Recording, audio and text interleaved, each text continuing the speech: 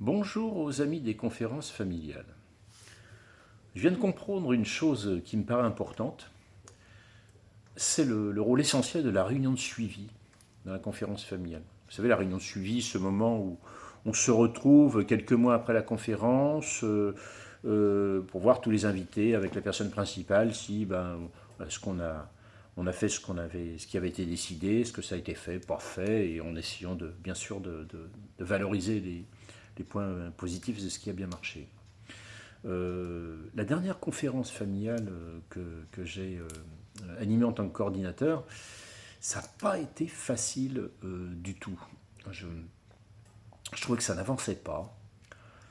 J'avais l'impression que la personne principale n'entrait pas dans le plan d'action, qu'elle n'acceptait pas vraiment. Je la sentais lointaine, morose, inaccessible, insaisissable.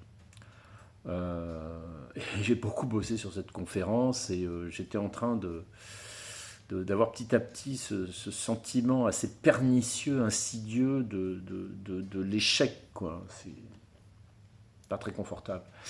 Bon, j'appelle la personne principale, on va l'appeler Agnès, quelques jours avant la réunion de suivi. C'était 6 mois après la conférence familiale. Alors elle confirme, le plan d'action ne lui convient pas, elle n'est pas d'accord avec ce qui a été décidé le jour de la conférence. Alors je lui propose, mais tu veux pas le réécrire?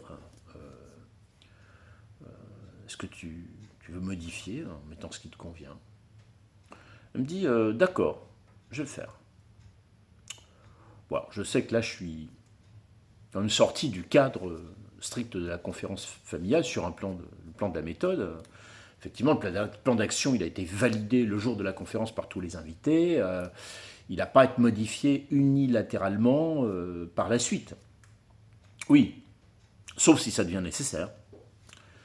Je tends à penser que notre cadre méthodologique rigoureux dans les conférences familiales, il est rigoureux, donc il n'est pas rigide. Ce qui veut dire aussi qu'il faut qu'il puisse être souple. Alors nous sommes 7 le jour de la conférence familiale. Le jour de la réunion de suivi. Agnès arrive effectivement avec son plan d'action qu'elle a remanié. Et d'emblée, elle prend le pilotage de la réunion.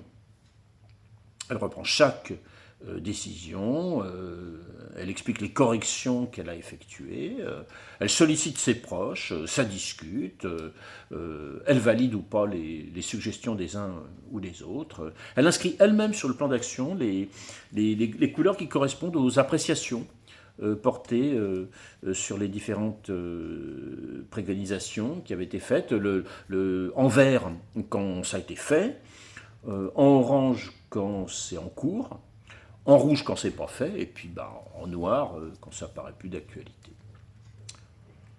Mes amis, quel grand moment. Voir ainsi Agnès active, positive, vraiment dans l'empowerment. Quelque chose d'important est en train de se passer pour cette femme. 6 mois après la conférence, quand même. 6 mois.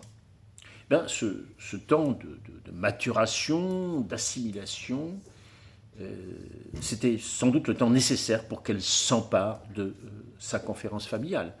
6 mois, c'était le temps requis par Agnès. Alors, ce n'est pas la première fois que j'ai connaissance de ce principe-là. Le processus d'empowerment engagé lors de la conférence familiale aboutit le jour de la réunion de suivi. Mais je n'en avais pas encore réalisé l'intensité. Comme quoi, rien de tel que l'expérience. Eh bien, cette fois-ci, j'ai vraiment craint, je l'avoue, de devoir affronter l'échec en fin de processus. Mais non, décidément, je me dois de le reconnaître et non sans plaisir, la conférence familiale, ça marche.